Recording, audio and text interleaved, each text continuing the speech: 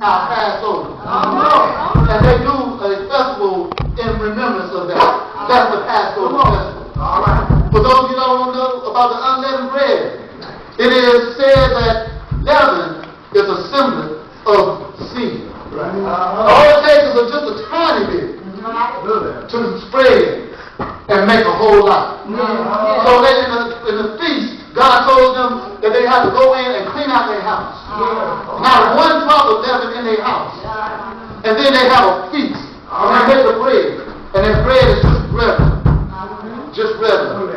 It didn't rise up. And that's the festival of the unleavened bread. And all this was taking place. And see, at this point, Jesus was a wanted man. They were looking for him to kill him. But they said, we can't do it right now because the feast are at hand.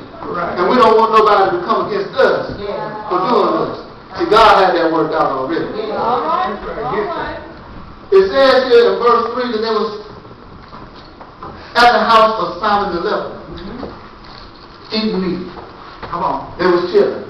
Having a little party. Getting his meat on. Jesus knew that his crucifixion, his time was at hand. And he just wanted to spend a little bit more time with his disciples. Now some people say, well, why Simon the leper? If you read over in John, it'll let you know that at this point he was already clean. Yes, sir. Yes, sir. Jesus had already done his thing in Simon the leper.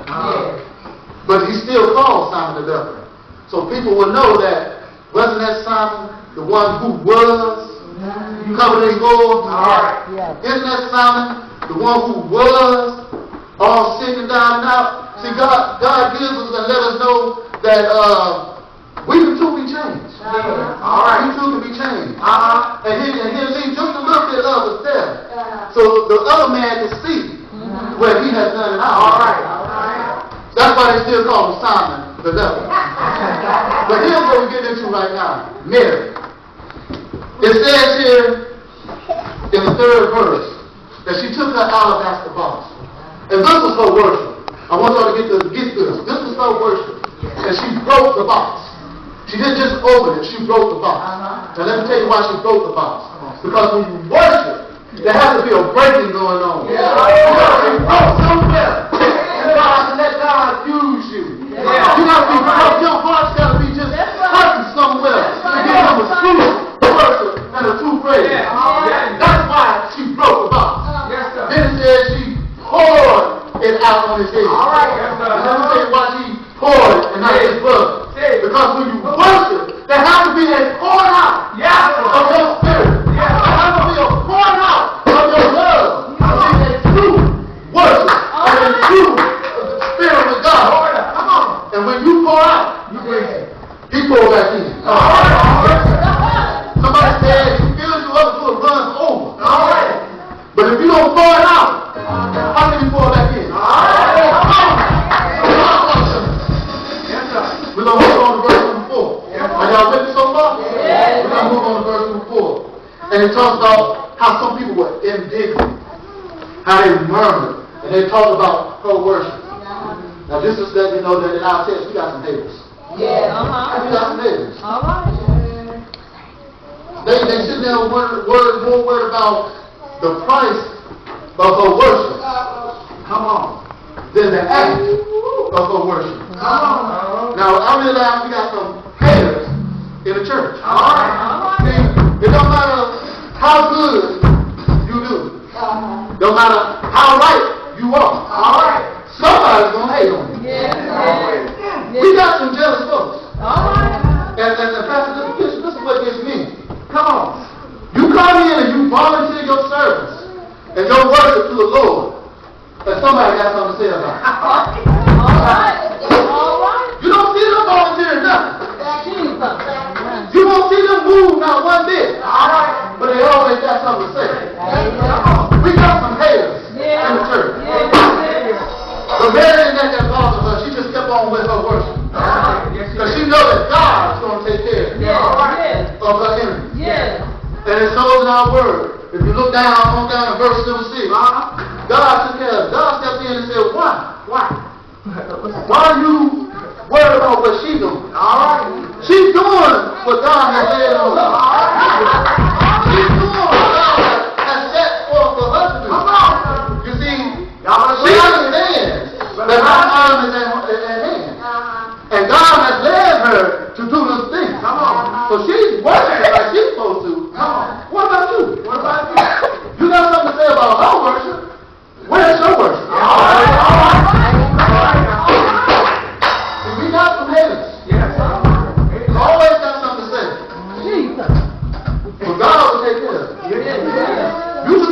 doing what you're supposed to be doing.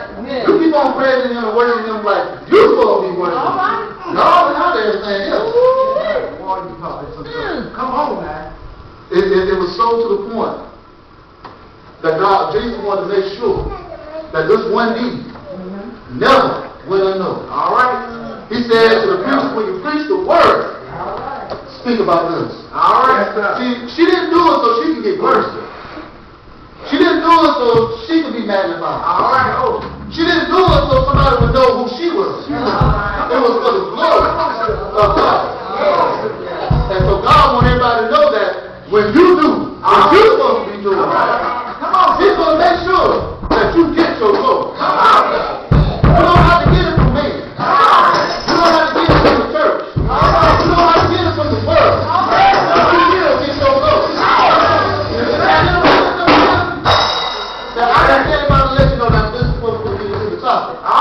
That God will use ordinary people to do extraordinary things.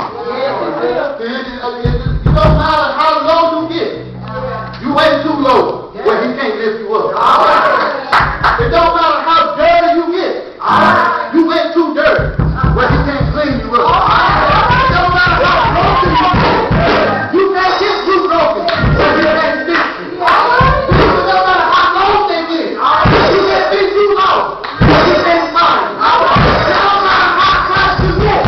You can't be too bright where He can't mend you. I want you to know that whether you stepped in, whether you broke your way in, whether you just fell in, no matter how you come in, God can use you. And when you find yourself feeling less than worthy, when you find yourself feeling like God can't use you, I want you to know that you're in good company.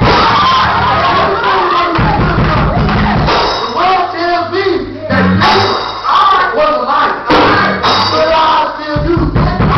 Sometimes the word told me that Abraham was too old, but God still uses it. The word said that David had an affair, but God still uses it. The word told me that Naomi was a widow, but God still uses it. It's no use to say, I can't lay these sheep on my foot. You know God, you ain't got no faith.